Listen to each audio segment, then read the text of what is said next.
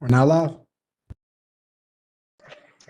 Hi, everyone. Thank you so much for joining us here for a conversation on abolition. This is our final panel of the Race, Equity, and Black Lives Matter discussion as part of the Human Rights Symposium. We're so happy you all could tune in and join us for this conversation. My name is Hannah Ravenel. I'm a sophomore at the University of Connecticut. I'll be moderating this discussion, and I'm so grateful to have the opportunity to be part of this conversation. In the rise of Black Lives Matter, the term of abolition has become synonymous with revolutionary change. And while many have heard of abolition, not all know what it really means or what it necessitates or what it creates, what its goals are basically.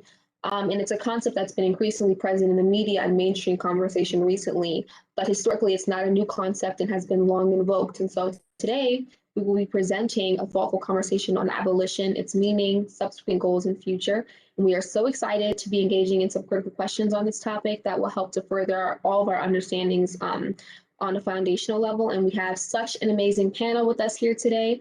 And I'm eager to hear everyone's thoughts, but I wanted to make sure we introduced all of them. So we are joined by Keren Prescott, Christie, Jordan Harris, Jamilia Morgan, and Katherine Morris, who will be educating us on what abolition is and how it can be of benefit for our society. So I wanted them to get a chance to introduce themselves first. So starting with Keren Prescott, everyone will introduce themselves. So Keren, you can go first. Good evening. I'm Keren Prescott. I am a beautiful Black woman, but I'm also the founder of PowerUp CT. We have many branches, one being PowerUp UConn. I'm an activist, I'm an organizer, I'm an advocate, I'm a soldier, I'm a mother. And so I'm really excited to be here with you all and be part of this conversation. Thank you. Yes, thank you for joining us here. We also are joined by Christie. Hi, everyone. My name is Christie. I am the co-founding president of PowerUp UConn, and I work with Keren, who founded PowerUp Connecticut before PowerUp UConn was a thing, and she's really helped a lot with creating the foundation here at the University of Connecticut. I'm a UConn honors sophomore studying political science and urban community studies with a minor in WIGS, and I'm super excited to be here today with all of you to discuss abolition. Thank you so much for joining us, Michael. We're also joined by Jordan Harris. Hello, everyone. Sorry if I sound like trash. I'm recovering over a long trip.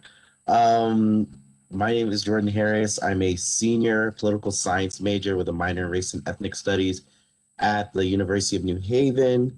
I'm currently the president of the University of New Haven chapter of NAACP. I currently intern for Congresswoman DeLauro in New Haven as well. Part of Why Do I New Haven. We work on young adult homelessness in the New Haven area as well. Excited for this conversation.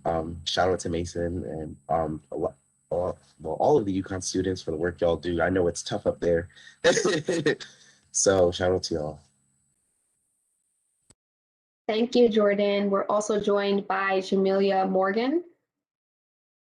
Hi, everyone. I'm Jamilia Morgan. I teach law at the University of Connecticut School of Law. But prior to teaching, I was a part of the Abolitionist Law Center based in Pittsburgh, Pennsylvania, now also in Philadelphia, Pennsylvania, where we tried to use the law as a way of dismantling the carceral state, which we'll talk about, using movement lawyering, abolitionist lawyering as a part of our praxis in doing so. So just really, looking forward to discussing abolition with all of you. And thanks again to the organizers, for the invitation, Mason and Hannah. Thank you, Jamilia. And Katherine, we're also joined by Katherine Morris today. Hey, thank you for having me. My name's Katherine Morris. I also go by Kat, 23-year-old scholar activist. I'm currently finishing up my master's in public policy. Just give me like 3 more weeks. And at UConn, I graduated in 2020 with my bachelor's in cognitive science and anthropology. During my time there, I founded UConn Collaborative Organizing, also known as UCO, to promote solidarity and intersectionality and social and environmental justice movements. I was lucky to record a TEDx UConn on how to collaborate for environmental justice, which is really a call to action on environmental racism, health inequities, and how to organize in your community. Right now, I'm doing some organizing on that's grassroots and legislative action on declaring racism a public health crisis. I speak on panels like this, and I'm working as a policy intern at Health Equity Solutions. I serve on the board of CT Equity Now alongside Keren, and I do some research on the side related to like food justice and health equity in that section. And I hope to get my PhD to use cognitive science to strengthen collective efficacy and policy action at the intersections of environmental justice, health equity, and climate action. This summer, I'll be doing a fellowship with the EPA, but of course, this is a abolition panel, and I really do believe that environmental justice requires abolition, and I'll talk more about that later on. So happy to have all of you here. As y'all can see, this is going to be an amazing panel. So now that we've introduced everyone, we definitely want to get started so we have enough time for a full conversation. So we can jump into the first question, and the panelists, you guys can answer them in the order that we proceeded with initially. So over the course of the past year, abolition has become a popularized term that has been used to both bolster and discredit the Black Lives Matter movement. So for all those watching, could you all tell us what abolition truly means and why for you it is the answer? And we can start off with Keren, if that's okay. Yeah, all of you, I'm not going to play all of you. You guys are very intelligent. You're all college students and probably some professors and tuning in.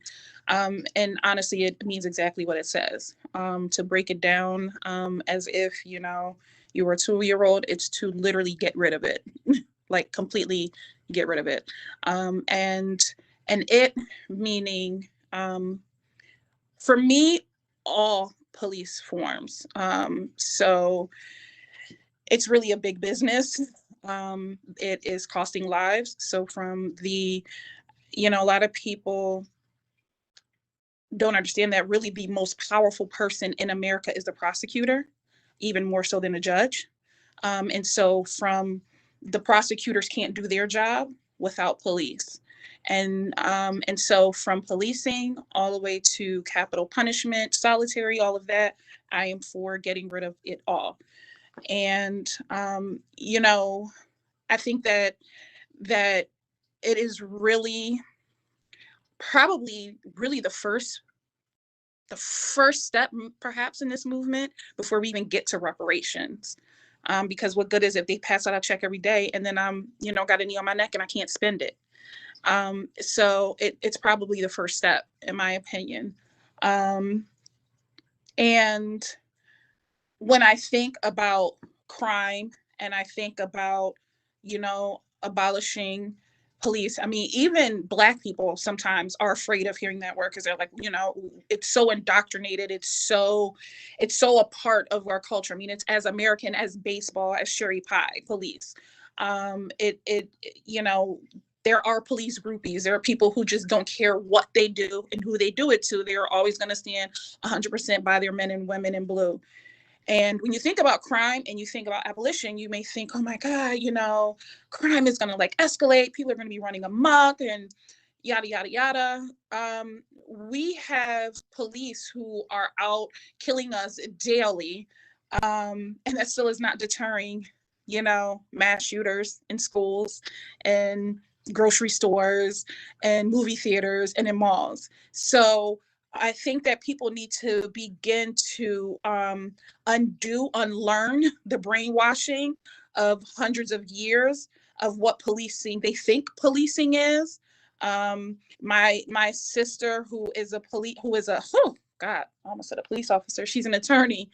And, one of the things that she has said to me that hits home is that protect and serve is a slogan. It's like a tagline, like Nike, just do it. It is not a part of our Constitution. It was something that they said many years ago to try to make people think that they were more than what they are, but that is not their job. Their jobs are not to protect us nor to serve us. So why are they there? So, and not only that, police commit crimes on duty and off. In my opinion, the only good cop is a fire cop, because in order to be a good cop, you're going to get fired. So you can't even hire more Black and brown people and think that you can reform the system. The overall system is corrupt. So you can't, it's not, and we're not focusing on individual cops. We're not saying get rid of bad cops and put in good ones. We're saying that the whole entire system is trash. So we need to do away with it altogether. Yeah. Thank you so much for that. You made so many good points. Michael, would you like to jump in as well? Yeah, so I think it's also like important to understand that there are so many different like ways in which we can achieve abolition, and so many different areas within our society in which we can actually, abolish because of the oppressive systems, specifically towards oppressed individuals like BIPOC, women, LGBTQI plus members that are like experiencing this type of oppression from the from structures that are just inherently bad. And for me, when I talk about abolition, I use this, I say this so many times when people ask me. I say, for me, abolition is creative, abolition is necessary, and abolition is liberating. Those are the three things that I always go back to when I talk about abolition. Because what we've seen in our society now is this kind of negative connotation with abolition. And in history, when it's benefited the white man, abolition was good. Abolition was necessary. Abolition was creative, and abolition was liberating. But when we're in the 21st century now, and we're talking about policing, and we're talking about who's being affected by policing, who's being killed by police, and at what rate are they being killed by police, all of a sudden abolition isn't necessary. Abolition isn't creative. Abolition isn't liberating. So for me, as much as we talk about, what is abolition, we also need to deconstruct and abolish the actual idea that abolition is bad, because we can talk about abolition all we want and what it is to us, but if we're not able to deconstruct the idea and address it in an educational way, there's not a lot of point of having the conversation. So I think it's also really important when we talk about what is abolition, we also talk about what it is not. And it is not bad. It's not something that we've never done. It's not something new. It's just something that the system is challenging now because Black people are calling for a change. So well said. Jordan, would you like to add on as well? Yeah, so I never thought about abolition a lot until I think 2019, 2018. I think that's when I started like listening to more like Angela Davis, James Baldwin like speeches. But abolition is like simply just tearing down systems of white supremacy. And all forms, and I would say all forms of abuse that are man-made power structures. When we talk about abolition, I also relate it within the Black community itself. So I don't just keep it within just a white supremacist group. Also, the patriarchy itself needs to be abolished. I think when we're even talking about gender, sexuality, we need to abolish those, because a lot of times, a lot of people, they want to abolish the system of white supremacy, but want to uphold other systems that oppress other groups. So that's why a lot of I just came from Atlanta, and it just being there around a lot of Black people, a lot of just different faces, different forms of identities, kind of freeing, but also at the same time you recognize that not everyone sees each other as human. That's kind of the way I also see abolition out. But abolition is low-key spiritual as well. High-key is spiritual as well. And Keren mentioned crime, and touched on something for me, because crime is a part of American culture. America is seen as exceptional, a country that can do whatever it wants with no type of accountability towards it, and it's very true. So when we talk about abolition, and we also have to look at the different forms of it. I know I put down some notes for myself as well, like so the police are not required to protect you. Castle Rock versus Gonzalez, which is a Supreme Court case, happened in the early 2000s. We found that police are obligated to protect you. So there's this idea that the police are there to protect and serve. When in reality, they don't have to, and they haven't. And yes, abolition is scary. Reimagining something that's never really been done before, I feel like, is scary. And last point, we have to, I think when we talk about abolition, I hear some people say that from conversations I've had with people about saving white people, and I feel like we have to get out of that thought.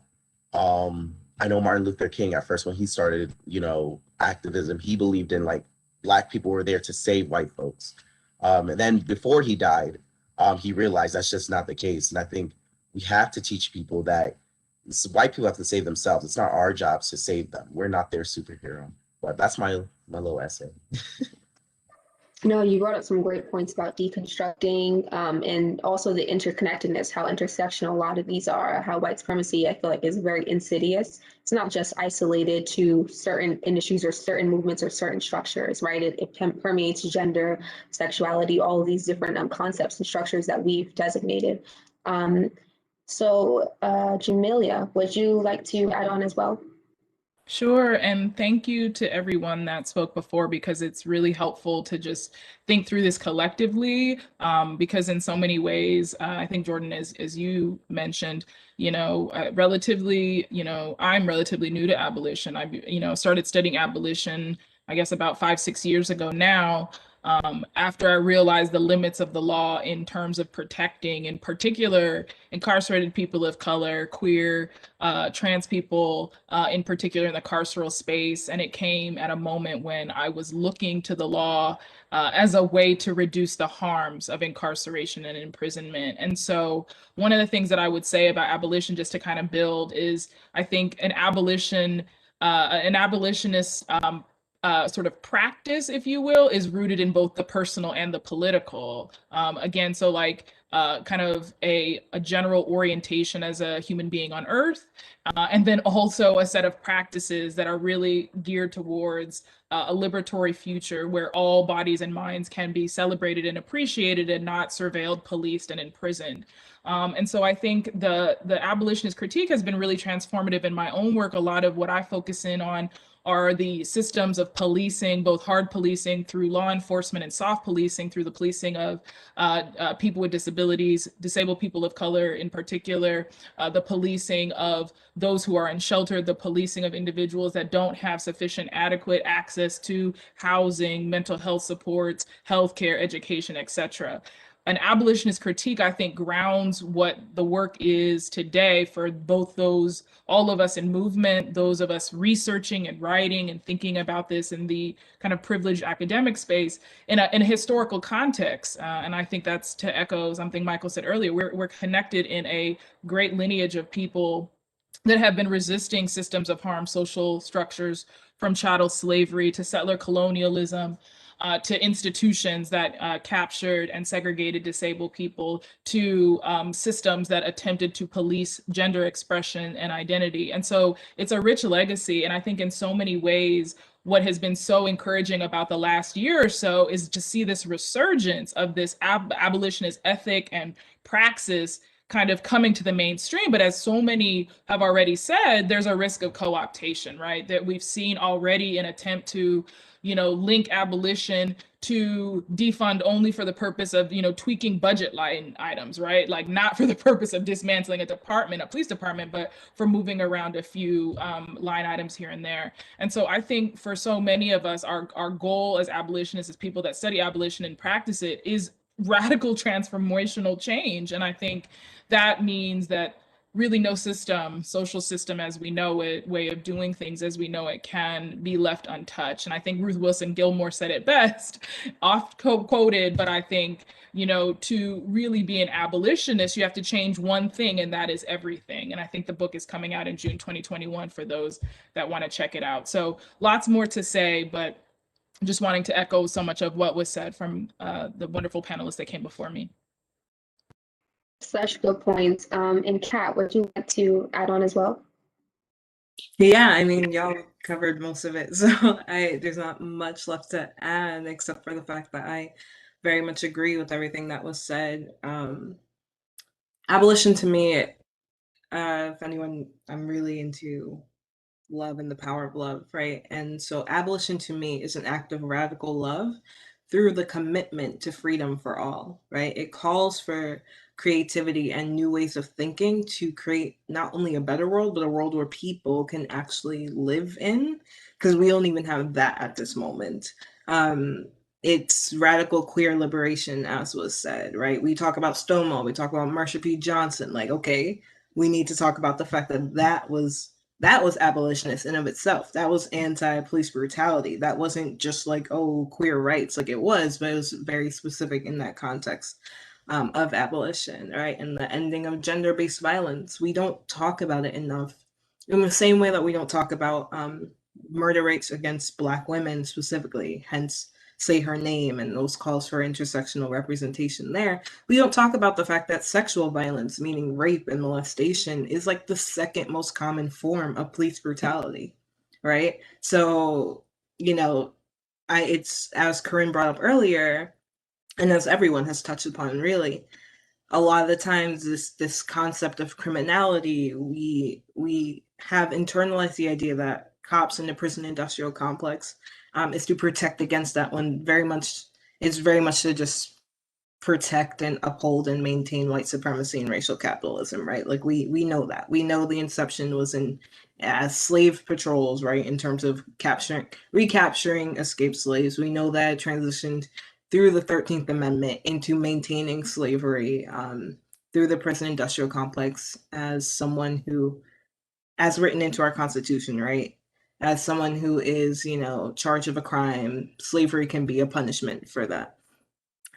In the form of slave labor in our industrial complex as it is now.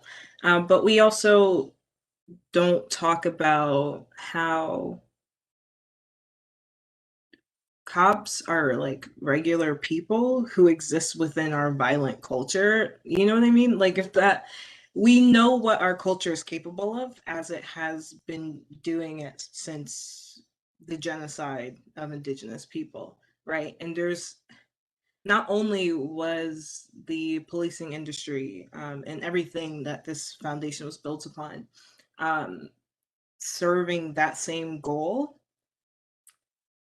it's something that we can't pretend that cops are just above, if that makes sense. Sorry, that was a little bit tangential, but I think sometimes people decide that like cops are like especially protective or especially competent individuals, and really they were people who wanted a job and most likely wanted power, and that came with a weapon and qualified immunity. So we can't really use these aspects of legality and criminality to justify the dehumanization of people who are branded as criminals and legitimized as sales into New Age slavery. But I think the one thing that I haven't heard so far, although I'm sure folks agree, is that for me, abolition of the prison industrial complex entails abolition of ICE detention centers and that entire complex, because it serves the exact same purpose of profiting off of people's encapsulation and internment, right? So the same way that people like companies like Victoria's Secret or Boeing or whatever, they have imprisoned people making their parts, making their materials for a profit. There are organizations like Core Civic and etc. Right? There are several organizations that are large corporations that fund private industries for prisons as well as detention centers. This is a billion-dollar industry, multi-billion-dollar industry yearly, right? So like, let's not mince words or try to like just think that it's something other than a way to uphold white supremacy and racial capitalism, which automatically entails the destruction of those of non-male gender, those of those with disabilities, and those of low income, and so on and so forth. So abolition to me is a radical dismantling of all of the above.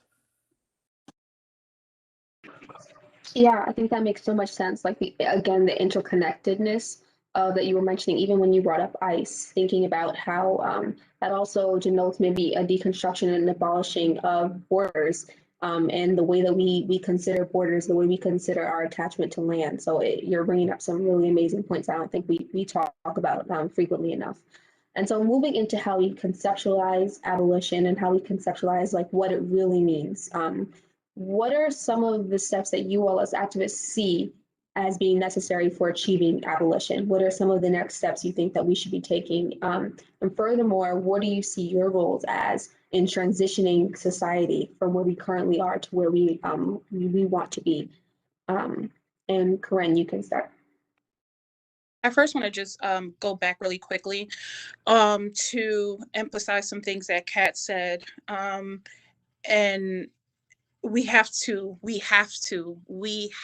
including myself, have got to come to terms with capitalism and the roles in which we support capitalism, because the history of policing really comes about as capitalism. They have slave patrols to ensure that slave masters keep their money makers, which are slaves. So we're going to capture these Negroes and take them back to massa, and we're going to use Black folk overseers to help and luring them to slave patrols, and they can keep their profits going. That's the first thing that we have got to really, when we look at abolition, we have to start talking more about capitalism. And because she touched on it, the prison systems and how we are using slave labor. Like, slavery is abolished as long as you commit a crime, and then you are a slave again. And so that's the first thing. The other thing is that I wanted to touch on, which kind of brings us into the next point, is one of the many things that I hear which infuriates me as a sexual assault survivor is, well, if you get raped, who are you going to call? Well, first of all, as a Black woman, I mean, most rapes, statistically, they don't go reported anyway. So we're not calling the police anyway. And why? As someone who was sexually harassed by a security guard in high school at the age of, I think I was 16. And I had told my parents, and I had to sit down. A security officer was Black, again, because we're talking about a system. And I'm sitting in a deposition with my lawyer and him and his lawyer, and they start asking me, and he's about 50 something years old. And they start asking me about, am I a virgin? Things like, don't I like compliments from boys? And so I'm literally put on trial. Fast forward to my freshman year in college, and I'm raped. And so I decide not to report it, not raped by an officer, just raped, just because I remember what happened when I reported being sexually harassed. There's no way I'm going to report a rape. Fast forward now to 2013. And like Kat said, sexual assaults and rape are like in domestic violence, like the number one, number two crimes committed by police on and off duty. And while I was living in Philadelphia and going to traffic court, a police officer, a sheriff, Black, sexually assaulted me, grabbed my breasts in the courthouse, grabbed my arms, proceeded to tell me all the sexual things he was going to do to me with his handcuffs and all these things, right? And so that time I decided to report it to Internal Affairs. And once again, I was put on trial. Even though it was just reporting it to Internal Affairs, I had to recount the story like hundreds of times, literally in one setting. I think it was really just to humiliate me. And so I am a survivor, both by being assaulted by civilians as well as officers. And I can tell you, if something were to happen to myself or my children today, I'm not calling the police. It's just not what I'm going to do. And so you can put that argument out there. If we look at the crime rates today, like I said, if the crime rates today don't even take into account, I truly believe they don't take into account the crimes that police are committing.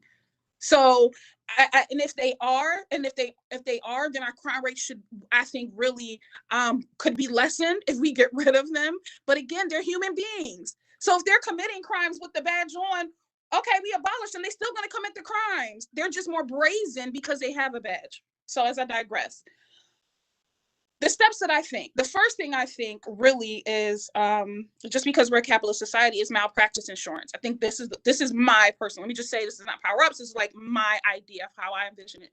And I would say, look at my notes. The first the thing is malpractice insurance individually that police officers need to carry. And the same way you have an underwriter who's going to decide how much your car insurance should be or how much your health insurance, you have why can't I think of the word? Why can't I think of the word? Pre-existing conditions, mixing them.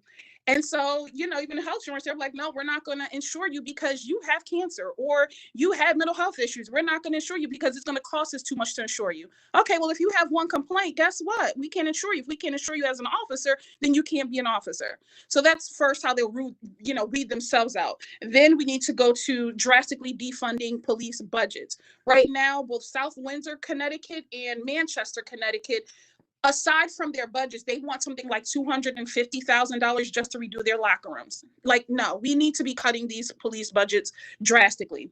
We then need to start cutting the police forces by half. And then I personally believe that, and so then you think, well, you have these people who are unemployed. Okay, great. Glad you said that. So you have a few credits, maybe you have 60 credits. Okay, fine. You want to go and you want to finish that degree. You want to maybe become a firefighter. We could use more of those. You want to become an EMT. You could use more of those. Perhaps you want to go into plumbing, maybe a trade. Take those credits and go there with it. And then we want to start replacing those officers with community care workers who are not licensed mental health and substance abuse workers, as well as licensed master level and PhD level mental health workers. And I think if we keep any officers, and I don't like the term officer, but for violent crimes, it's on the same way you have on-call firefighters, it works the same way. You have another full-time job. You're not getting paid for this at all. And so if there was something, this was the Wild Wild West and something happened and they holding up, this blonde haired woman at the bank, and they're, shooting their, guns like they do in the old cartoons. Okay, then we're going to call those officers in to try to save the little blonde haired white woman. Like you said, the white people need to start saving themselves. And then what we want to do is we really need to start talking about cahoots. And for those that are not familiar with cahoots, Google it, it's free. You could probably ask Siri Alexa, she'll fill you in, but basically it's where you can make you can make calls so you can get a response for a non-violent thing. So for instance, since PowerUp has started, people will DM me or call me or message me and say, hey, I'm having an issue with my neighbor. They're Black, I'm brown. I don't want to involve the police. Do you think there's any way you can step in? Absolutely. That's something like, cahoots would be doing. And I would say we need to have separate numbers. We need to have separate numbers for fire, for EMT, for violent calls, and child-related calls. People like Sandra Bland, Breonna Taylor, George Floyd, Philando Castile, Jose Soto, Dante Wright, they were not committing violent crimes, not a one. And many of the Black and brown people who have been killed weren't committing a crime at all. So, yeah, I'm sorry, I get really, I'm gonna shut up. No, it's okay. Definitely want to pull some more people in here. Michael, what are some of your thoughts about steps that need to be taken? Yeah, so one of the things that we've done at PowerUp UConn that Keren and I and our co-founders Janari Amfo and Jada Smith and Saya Vasquez Merences and other people have done is really kind of, how do we address abolition and the injustices in our university? Because what we have seen and what Keren has talked about even earlier, all the chat, is that a lot in society, a lot of us are driven to go to university, are saying, if you don't go to university, you're not going to have a successful life. And in many cases, school is the only option for some people in order to have a successful life, because the way in which the system is built, if you don't go to school, then you're not going to make and have that high paying job that you want. It's going to be harder for you to create your own business because of the way the system is built and the structure is built against certain people. It is harder for a Black person, to create a business and go through the processes, just for example, the IRS, and founding a nonprofit. And Keren can speak to that herself, of how many obstacles we had to go through at PowerUp just to become a nonprofit organization.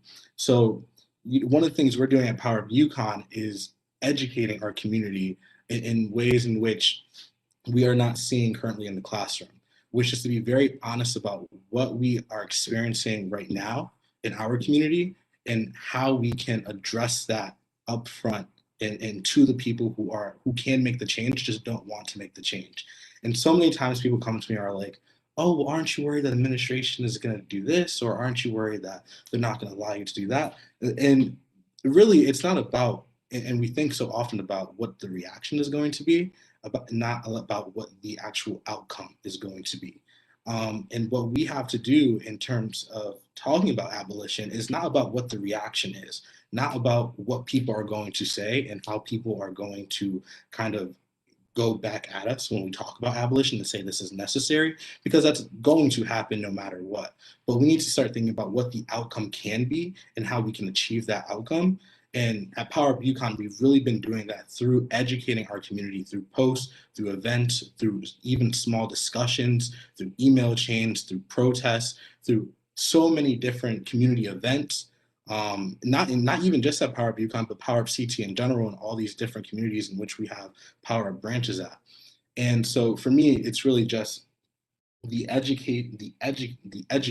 That is what I think is most important, and one of the first steps that we take when we talk and want to achieve abolition. I'm just looking at my notes here. In an ideal world, you don't, a Black man or a Black woman, a Black person is not dying at the hands of the police. I and my family, who is Black and Hispanic, are not struggling to find a healthy food resource in our community because of the way in which our towns are structured. We don't have a grocery store in our neighborhood. We need to also talk about, in an ideal world, I will have access to mental health services at this university and have a Black man or female or however they identify, speak to me about the mental health that I may be going through because of what's happening in the outside world. And I'm seeing George Floyd having his neck be nailed on for I think now it's longer than 8 minutes and 47 seconds. So in all of this, I think education is really the most important thing, and educating ourselves, deconstructing this idea that, abolition is really not something that we can do or accomplish, and also being really honest about our history, and the fact that, all of us are here in a certain way because we were brought here against our will. Right. This land was stolen. Right. Kat, did you want to jump in as well?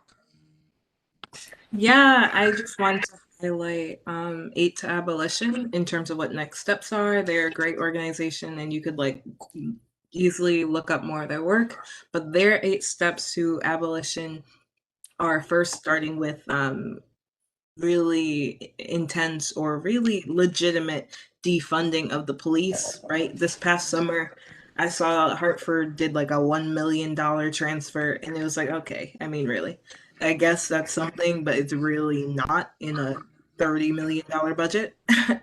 So start with defunding the police, then demilitarizing communities.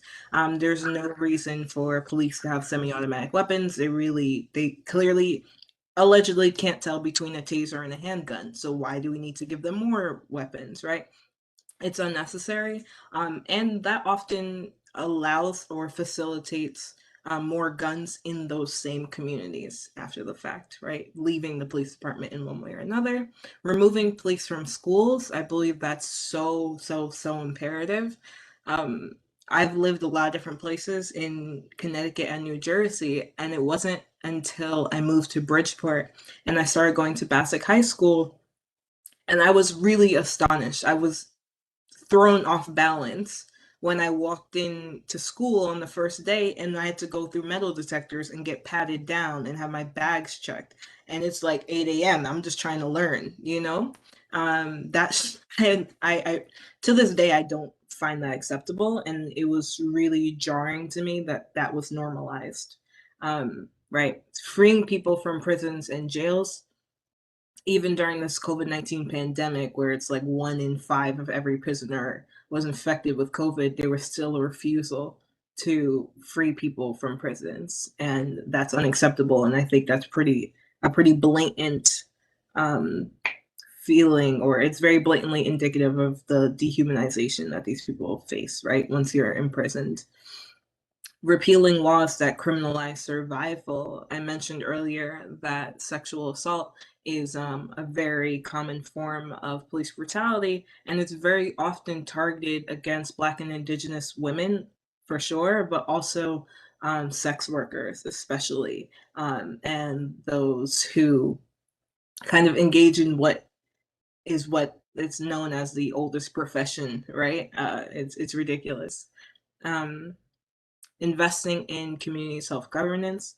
To me, that looks like putting forth what's it called, participatory budgeting, so that those who are residents are able to actually engage in the way that their municipality is spending their budget. So you can then invest in care rather than cops, right? Invest in social workers, which I have mixed feelings about, because a lot of the times the way social work is kind of done in our country to this day really upholds a lot of racism indirectly. But in any case, right, investing in cahoots models, investing in the type of training necessary so that EMTs can respond to mental health outbreaks, which unfortunately tend to lead in the police being called and subsequently murdering the victim in the situation. Investing in education so that people have more access to opportunities, so that they aren't then limited in their options and, you know, resorting to things that are illegal and perpetuating that whole cycle.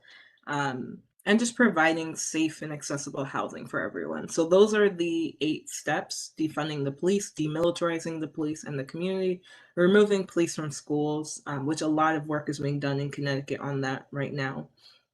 Removing people from prisons and jails, right? Freeing people, investing in community self-governance, providing safe and accessible housing, and fully investing in care rather than cops. Those are the steps that I see necessary for abolition, and you can learn more about exactly what those would entail on the 8 to Abolition website. So this is like a perfect, I think you're talking a lot about like what rebuilding the world would look like. And so I'm wondering how you envision a world after abolition. Would we be able to start with Jordan for that question? How we envision the world looking basically post, I guess what we're going through right now, what that might look like for you all. For me, it would be, I guess, everyone kind of showing true forms of allyship within each other's space and each other's like oppression. So when one group faces oppression, people actively and genuinely care.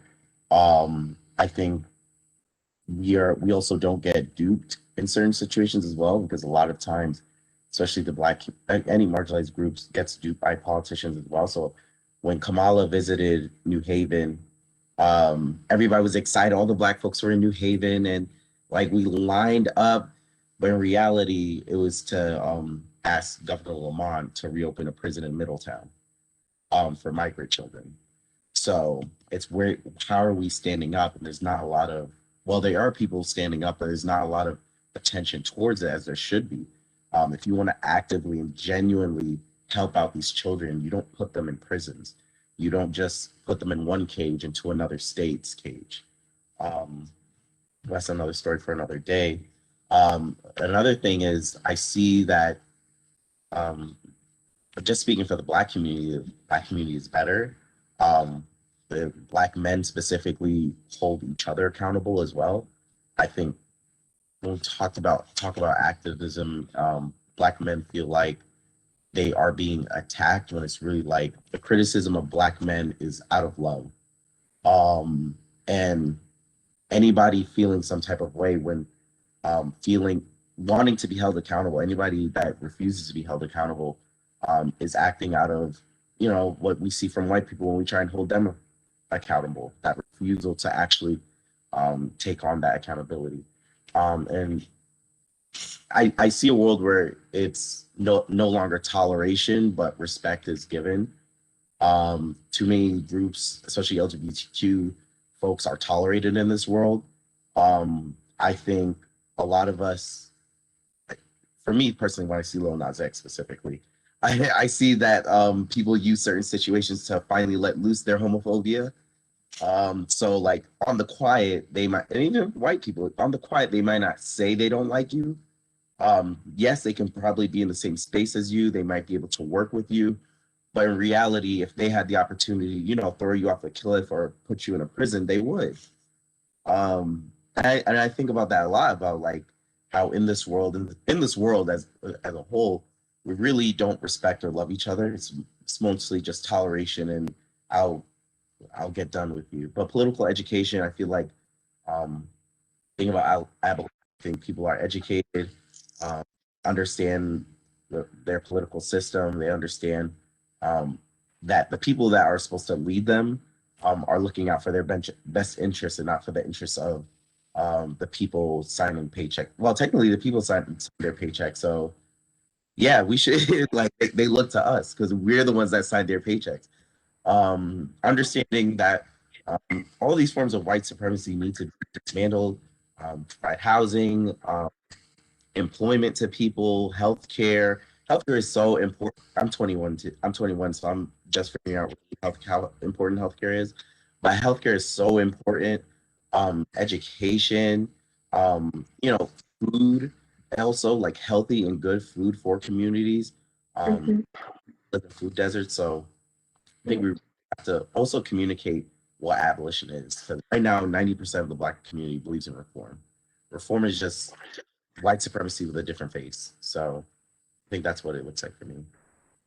Jamelia, I wanted to get you your opinion real quick, and then Kat, I saw your hand, so we can jump to you right after that. Jamelia, would you like to add on anything? Sure. I mean, I think what's been articulated is just so helpful. I mean, it's for me thinking of like an abolition future. I am motivated by like ending all of the forms of subordination, oppression, predation that are rooted, as has been lifted earlier, in racial capitalism, settler colonialism, sort of heteropatriarchy. And those might seem like, oh, just rhetoric, just harms, but like the tangible material harms are so real that we really need to grapple with, how long it will take to undo these entrenched ways of existing or, structuring social relations and institutions. And I think of, so the abolition future as not incorporating those things, but involving like a set of like positive projects where we're focused in on responding to what are harms or conflicts in ways that are not punitive, in ways that are not relying on obviously police and prisons and forms of punishment that are harmful to people, but that we focus our resources and energy on social services and supports, affordable, accessible housing, clean water, clean air. I mean, all of the things that have been lifted. And I think one of the things that I wanted to say is like, I think a lot of people use like the ambition of abolition to discredit it. And I think that's what we're all sharing is a future that every human being and mammal and, life on Earth can get behind, in the sense of they would be able to thrive in this world. So why critique the boldness of the goal of abolition? Why not try to understand it, get behind it, and support it? Right? Because it really furthers our collective well-being. And so I have a lot of views on like, thinking through, how to, do the work. And I don't, the folks on this panel are doing the work, right? So for those that might be listening in and watching, there are so many ways to plug in. There's abolitionist organizing happening in so many communities across America. So finding a way to plug in many ways will help you resolve some of the answers that you might have, right, about how bold this agenda is. But what I found is that just diving into the work gives hope and also allows you to see concretely how you can either be a part of efforts to undo harmful systems or be a part of this like positive world building. There's lots of ways to plug in. So I think I just want to encourage people to do so. Thank you for that. That was so well said. And Kat, I know you wanted to say something before, and then, oh, you're good? I believe it was like my old hand being raised, but everything that Jamilia, said, retweet on that, right? We have nothing else to do but change the world for the better. Otherwise, we're just going to keep maintaining the same struggles. And I'm 23 and I'm already tired of that. So if we can go to the moon and we can go to Mars, then we can exist in a world where people don't die for existing. Right. Michael, I see your hand up. You can definitely jump in. Yeah, I just wanted to say, like, my hope, if anything, with abolition and why I'm an abolitionist and why I stand behind it is because I don't want to have to worry about the placement of my wallet when I go to drive. I don't want to worry about, oh my gosh, I have my phone in my pocket.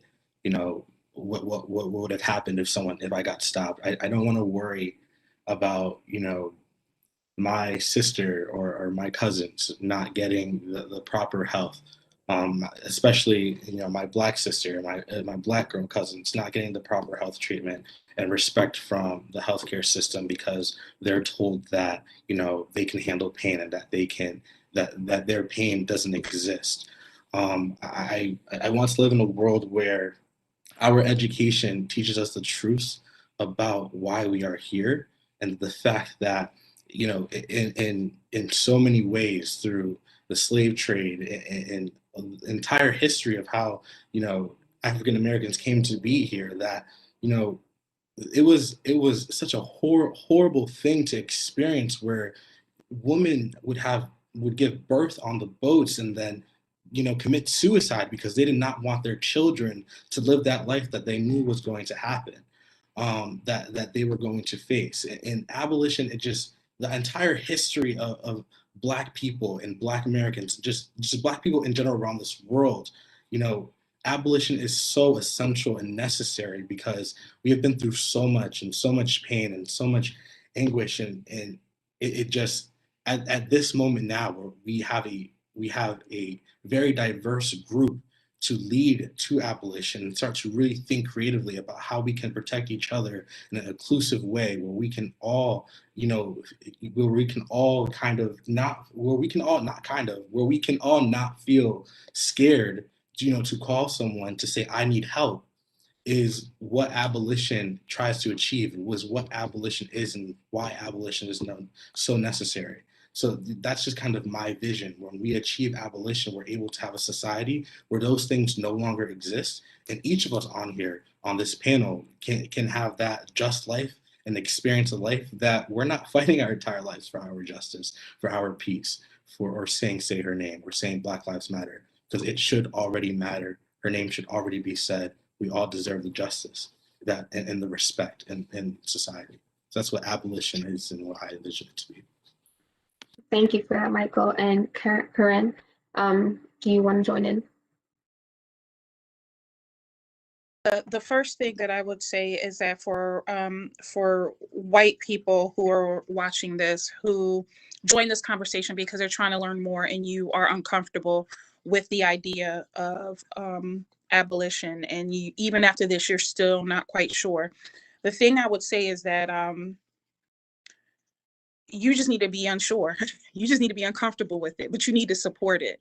It's almost like that trial treatment. You know that you were given a bad diagnosis and there's this trial treatment and you're like, I'm unsure, but it's a possibility it could save my life or my spouse or my kid's life. I'm going to try it. So you need to just be uncomfortable and you need to just step aside, and you need to support. And then you need to then sit with yourself and say, why am I uncomfortable? Like, let me really look at it, because if the shoes were on the other foot, and it was Black police officers, murdering white children, white women in the streets daily, and you were getting absolutely no justice, and the people that were dying were not criminals, And Black people said, you know, you guys started protesting, saying we want to abolish them. And Black people started saying, but hold up, no, we feel uncomfortable. You would look at us and be like, you're not the ones being attacked. So how do you get to necessarily discredit what I'm going through just because you haven't experienced it? So that would be the first thing. And the second thing is the policing system and our entire judicial system, quite honestly, isn't about reform, and it's not about trying to do away with criminals because they should be locked up. It's really about revenge. That's really what it is. A person committed a crime and it's like, we want revenge. And I think if we then started making criminals pay reparations directly to their families, because the truth is, crimes are not necessarily going to stop. They're not. Somebody in the beginning, a couple people said that abolition is spiritual. We're going to have, I am in no means a pastor. I don't attend church. I don't believe in the organizational structure of churches, and I have my own thing with religion, but I'm spiritual. But I do believe there's good and evil spirits. And so we have to begin to understand the fact that there are evil things that are just going to happen in this world that we have no control over, whether how good we are, how much we pray, all of that, just bad things are going to happen. But that doesn't mean that we need to have revenge. It doesn't mean we need to have a system in place where we are imprisoning these people and then profiting off of their slave labor. So those are just a couple of things that I want people to think about, because I don't think that we are thinking of some, utopia or some sort of society where we're just all kumbaya, we're just high and we're planting gardens and shit and it's all going to be gravy. No, there's still going to be bad things that are going to happen. But at the very least, the people who one side of society actually looks to them to protect, there's a whole nother side of society, marginalized people who are being murdered and continue to be murdered. And so we have to really change at it. Right. And because we started a little late, we're going to run over a few minutes and end about at 5:20, if that works for everyone. And so to wrap up for the last 5 minutes, I wanted to ask everyone, so obviously abolition is a very polarizing conversation right now as it's increasingly being present in media and, mainstream conversations. How do we begin to have conversations, continue conversations like this one in spaces where not everyone is on the same page, where not everyone understands abolition in the same way? How do we begin to have those, important dialogues about abolition moving forward to continue this conversation and, build it into a movement, an entire movement? And I'll leave the floor open if anyone wants to start.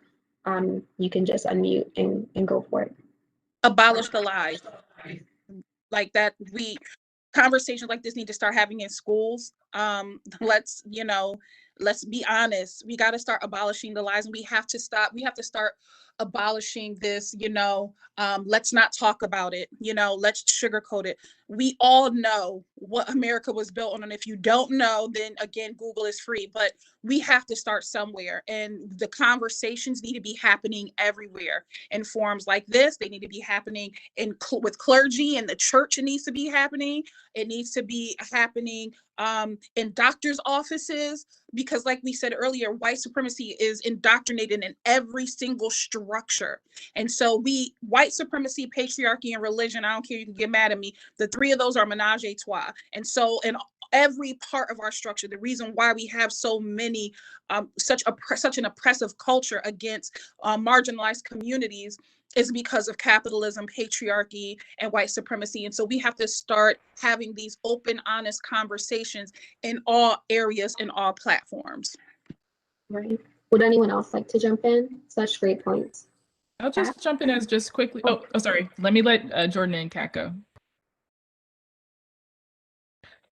I guess just quickly, as an educator, again, it's a matter of role. Like in my role as an educator, I create classrooms to do a lot of what Keren just talked about. Like this is a matter of study and learning, and it's incorporating truths that have long been submerged in the curriculum, right? And so it's uncovering discussions of race and the role of race in reproducing the role of law in reproducing racial hierarchy and subordination. Like that's what I do as an instructor of critical race theory. And I bring in abolition discussions when we talk about the quote unquote theories of punishment in my criminal law class. So the learning, the materials are there. The instructors and those of us that teach can facilitate conversation for students that are familiar with abolition or never heard of it, to allow for those discourses into the classroom. And to be frank, abolition really challenges a lot of our deep-seated assumptions violence as just human beings, again, living in this country and living on this globe. We all have to grapple with a punitive impulse to want to respond to violence and harms with prisons, with police. This is what we grew up in. And so for many of us that came to abolition many years ago or a few years ago, it's this unlearning. That's the personal. Again, I thought it was so well said. So many of my co-panelists talking about the personal. The unlearning is a process of relearning, right? And trying to understand what this is all about. And educators, teachers have a role to play in that. Kat, do you want to go? And then Jordan, you can close out with the last comment there. I agree with everything that was said. And I want to reiterate the fact that it is up to the individual to take the first step, which is having the intention to actually learn and understand why it's necessary, rather than to stick with whatever preconceived notions they have on the concept. Yeah, so very quickly, I was just going to say American exceptionalism. I remember growing up, I was in school during the Iraq War, so we were writing letters to the troops. We were doing American flags. We used to want to do the Pledge of Allegiance on the intercom, so everybody would hear us. We were patriotic, and that just, in a way, it allows you to grow up to end up, just strengthening a power structure, a global structure. Impressive.